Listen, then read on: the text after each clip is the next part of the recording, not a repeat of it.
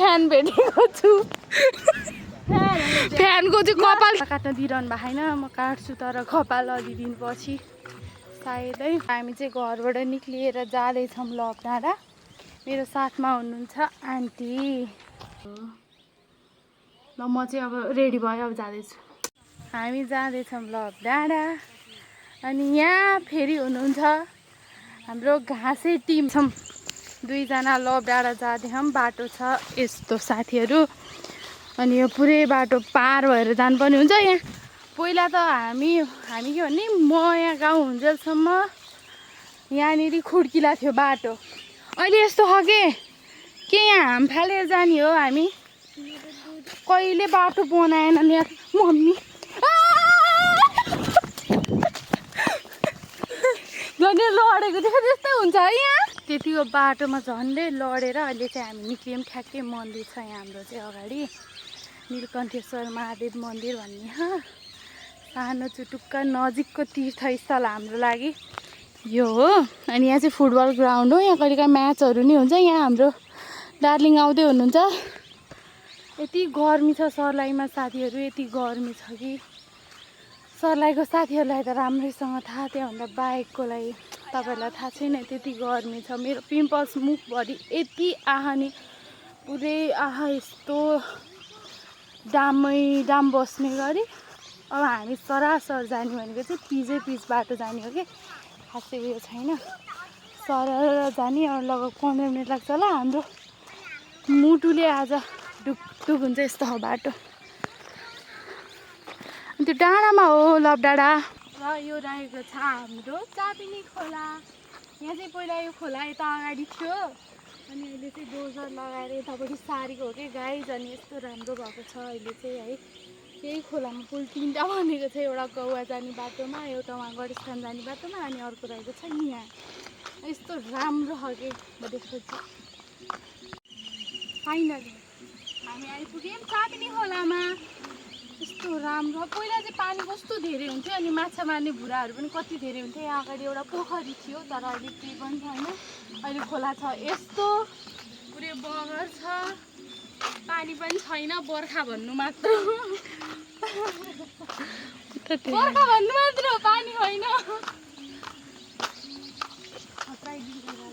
विकास कसरी हुन्छ भनेपछि विकास यसरी हुन्छ रुखको फेदमुनि पनि हेर्नु यहाँ सिप भए जाँगर भए मान्छेले जे पनि गर्न सक्छन् भन्छन् है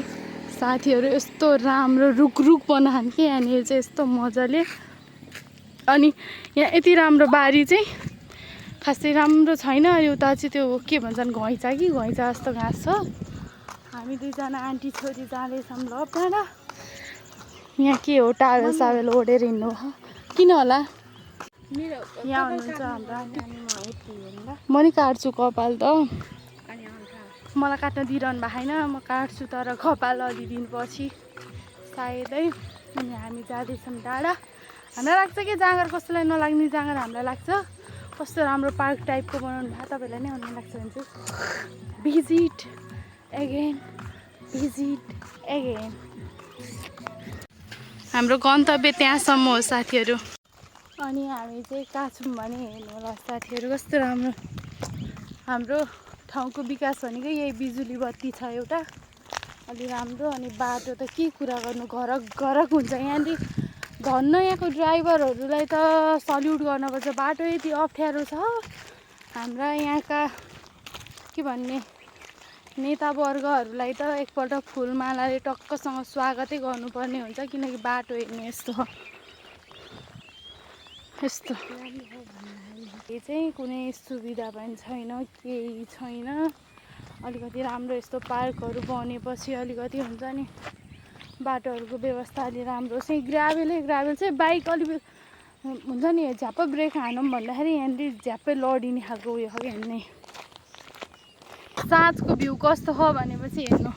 यहाँ सुनिदिनुपर्छ अहिले साँझको भ्यू चाहिँ यस्तो हो गाइस अनि अब हामी लगभग अब 10-15 मिनटमा चाहिँ हामी घर जानेवाला छौँ यहाँनिर एकदम शीतल यस्तो मजाले हावा आउँछ कि आनन्द तपाईँहरूलाई एसी चाहिन्छ होला तर हामीलाई एसी चाहिँदैन होइन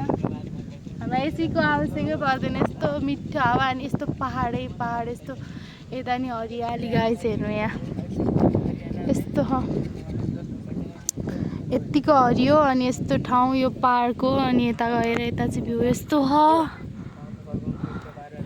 अनि यता छ क्यानखोला जाने बाटो गाइज मैले यहाँ फ्यान भेटेको छु फ्यानको चाहिँ कपाल के साह्रो फुलेको फ्यान यदि मलाई आफै भए त्यस्तो भनेको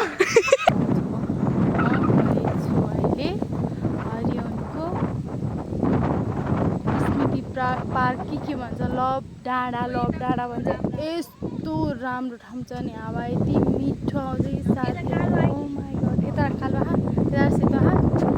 यस्तो मिठो हावा यहाँ छ हाम्रो